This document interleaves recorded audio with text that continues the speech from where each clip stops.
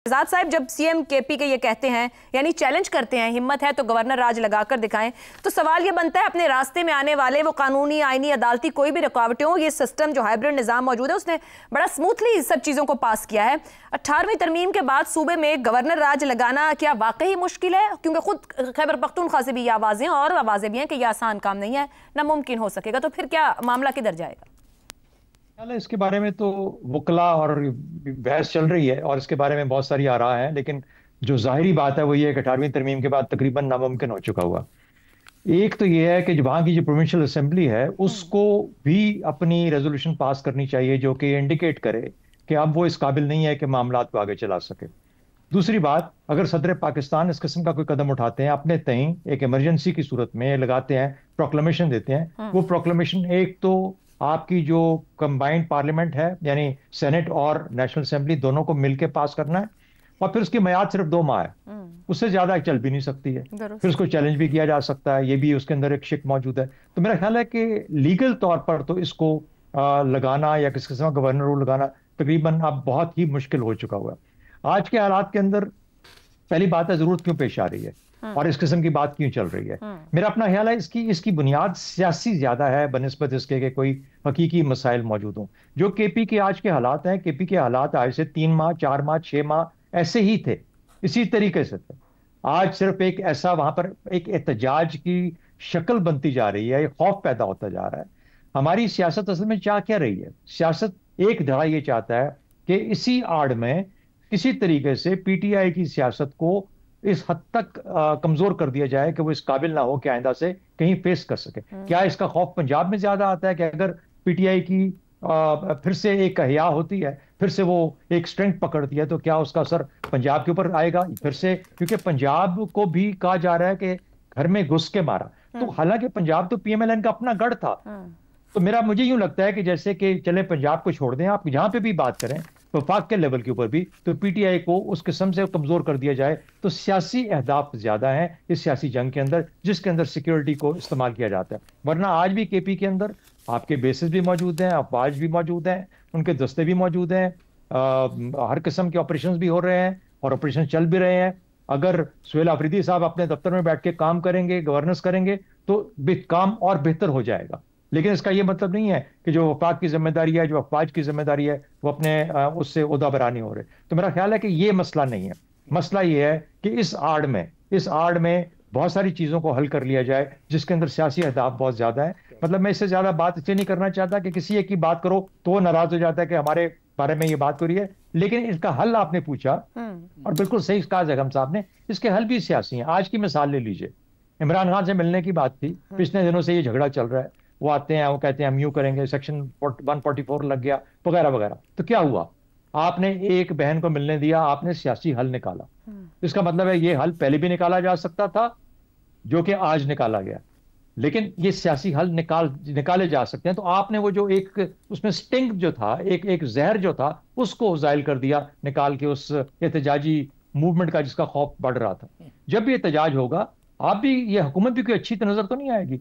एक तशद्दुद का अगर रास्ता कोई अपनाता है या तशद्दुद कहा जाता है और उसके ऊपर तशद्दुद के तौर पे उसको खत्म किया जाता है, तो ये भी कोई इमेज अच्छा तो नहीं है जो पिछले साल 26 नवंबर का जो था। तो मेरा अपना ख्याल ये है कि हुकूमत को भी बहुत सोच समझ के और ख्याल से पांव अपने आगे लेके चलने चाहिए, स्टेप फॉरवर्ड करना चाहिए।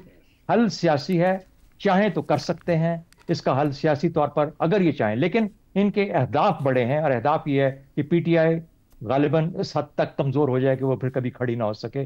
तो उसको हासिल करने के लिए चाहे वो इस्टेब्लिशमेंट को यूज करते हैं और कभी अपने इन तरीकों से यूज करते हैं जिससे कि सुहेल अफरीदी जैसे वजीर आला से और गलतियां करवाई जाए, एहतजाज की तरफ जाया जाए, और फिर वो एक तौर पे एक तरह उभरे कि जी ये शख्स मिलकर चलने वाला नहीं है और ये एहतजाज का रास्ता अपनाता है और तशद्दुद का रास्ता अपनाता है। दुरुस्त हो गया।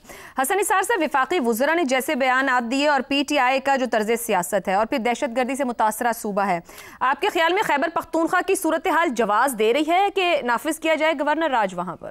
देखें, जैगम साहब ने और शहजाद साहब ने भी मुख्तलिफ लफ्ज़ों में बात की है कि गवर्नर राज तो डेफिनेटली मसले का हल नहीं है। पहली बात रह गया अंदाज़े गुफ्तगू, तो हमारे अक्सर सियासतदान सब नहीं ऐसे ही गुफ्तगू करते हैं, जैसे सुल्तान राय मरहूम फजूल धाड़ा करते थे। और जहाँ तक ताल्लुक है गवर्नर राज लगने का, तो अगर ऐसा किया जाता है तो ये कौमी सलामती सलूमती कोई नहीं, सियासी इंजीनियरिंग ही होगी। और वैसे भी हमारे यहाँ सियासत नहीं होती, डे वन से मुख्तलिफ अंदाज में सियासी इंजीनियरिंग ही हो रही है।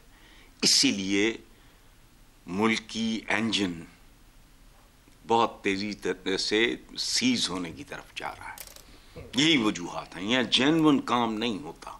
जितना खालिद साहब का दूध है उतनी ही खालिद साहब की सियासत है, जो सियासत है ही नहीं है। जी ठीक हो गया हसन साहब। इफ्तिखार साहब, खैबर पख्तूनख्वा की जो सिक्योरिटी सूरत हाल, फिर वहाँ की सियासत, फिर हुकूमती वज़रा के जैसे बयानात, सियासी लोगों को जोड़ना दहशत गर्दी के नेक्सस के साथ, या ये कहना कि क्रॉस बॉर्डर गैर कानूनी तजारत हो रही है, ये सारे मामलात हैं जो वहाँ पर कॉन्फ्लिक्ट को जनरेट किए हुए हैं। क्या वफाक वाकई खैबर पख्तूनख्वा में गवर्नर राज लगाएगा या फैसला कर चुका है, सिर्फ सियासी धमकी या दबाव के लिए इस्तेमाल कर रहा है? देखिए, जहाँ तक गवर्नर राज की बात की जाती है तो वह आइनी मसला है। आइन में लिखा हुआ है, आर्टिकल 232 में एक फ़िक्रा है कि किन हालात में ही हो सकता है external aggression which is there. वहाँ पे एक्सटर्नल एग्रेशन हो रहा है, आज हुआ है। आज हमारे एक एसी को ना सिर्फ मार दिया गया है, उसकी गाड़ी को भी जला दिया गया। तो what is the external aggression?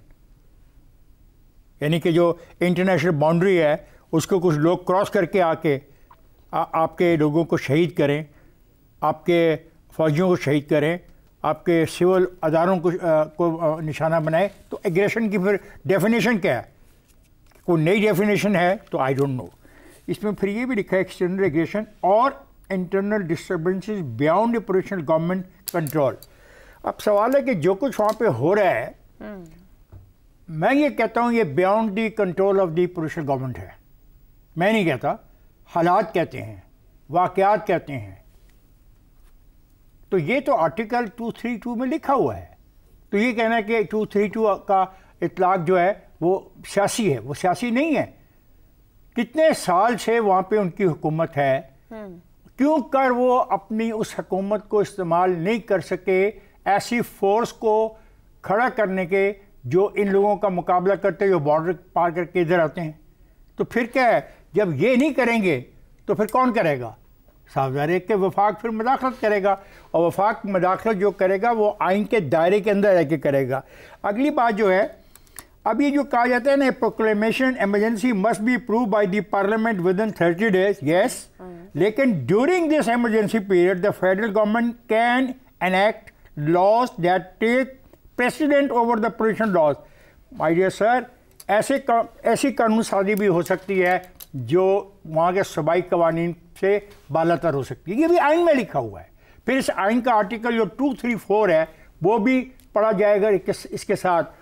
वो कहते हैं कि सदर इख्तियारात इस्तेमाल कर सकते हैं किसके कहने पे? गवर्नर की इतला पर, कि अगर सदर मुतमिन हो जाए कि गवर्नर जो उसको इतला कर रहा है कि सूबाई हुकूमत आइन के मुताबिक अपने फ़राइज़ सर अंजाम नहीं दे रहे। आइन के मुताबिक फ़राइज़ क्या है कि वो लॉ एंड ऑर्डर को मेंटेन नहीं कर पा रही। सर, अब आपसे एक सवाल है, ये सूरत हाल तो केपी में कम से कम मुस्तकिल है। 2013-14 भी कहा जाए, जब ऊपर भी जैगम साहब ने हवाला दिया, इससे पहले हमने गवर्नर राज की बात नहीं सुनी। क्या इस वक्त हालात इस नहज पर आ गए कि गवर्नर रूल की तरफ जाए, या प्रॉब्लम यह है कि सूबाई हुकूमत का वो ताउन नहीं है वफाक को जो होना चाहिए? जब सूबाई हुकूमत का ताउन नहीं होगा तो यही तो मैंने पढ़ा है आपके लिए 232 में। तो आप समझ रहे हैं कि वो ताउन बिल्कुल अभी ऊपर कहा गया है कि चीजें प्लीज कर रही हैं। एक सेकंड मोहतरमा, कंफ्यूज ना करें।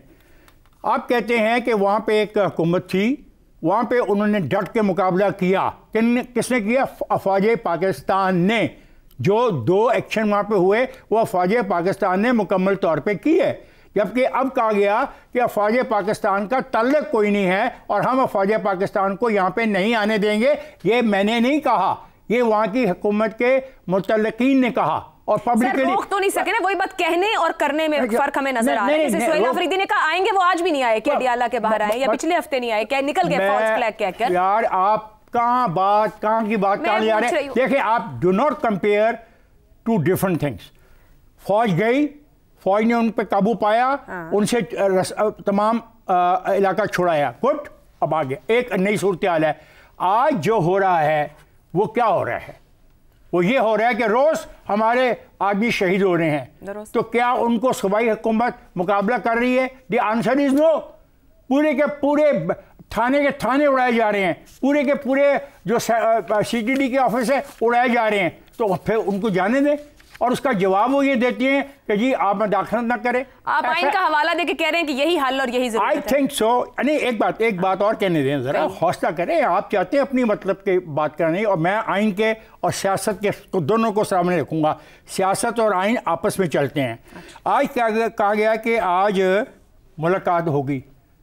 आपको पता है कि क्या क्या नहीं कहा गया पिछले 28-29 दिनों में? आदमी मारा गया है, आदमी खत्म हो गया है, उसकी डेड बॉडी गायब कर दी गई है, उसको कहीं ले गए हैं, कहीं उठा गए। कौन? ये सियासत कर रहे थे। और सियासत की नोयत क्या थी कि मुल्क के अंदर अफरा तफरी पैदा कर देना, लोगों के ज़हनों में एक ऐसी चीज़ों का इबहम पैदा कर देना कि वो रियासत के से मुतनफ़र होनी शुरू हो जाए। से सीरियस मैटर। ये इतना सिंपल नहीं है जितना हम सिंपल इस किस्म की डिबेट्स में आके कर रहे हैं। मैं गवर्नर राज के खिलाफ हूँ एज ए पॉलिटिकल वर्कर, मगर आपको हालात उधर बढ़ते दिखते हैं। अगर नहीं उनके काबू आता, अगर वो रिस्पॉन्सिबिलिटी अदा नहीं कर पा रहे, तो फिर देयर विल बी ए वे कि क्या वे रह जाएगा, पॉलिटिकल वे। पहले ट्राई कर ली, पहले ट्राई करे। कल हमने सुना कि स्पीकर ने कहा, जब बोल रहा था वो क्या नाम है उनका जो सरबराह है, गौर क्या नाम, जो भी उसका नाम है, उसने स्पीकर से कहा, स्पीकर ने कहा मैं 3 दफा कह चुका हूं, आज मैं फिर कहता हूं आओ बैठ के बात करो। वो कहते हैं कि आप 47 की पैदाइश है। चलें जी, वो फिर बात करने को तैयार नहीं। अपने कॉन्स्टिट्यूशनल एक्शन को का मजाक इस तरह उड़ाया गया, ठीक हो गया, कहा गया कि हिम्मत है कि गवर्नर राज लगा के देखो। यार व्हाट आर यू टॉकिंग।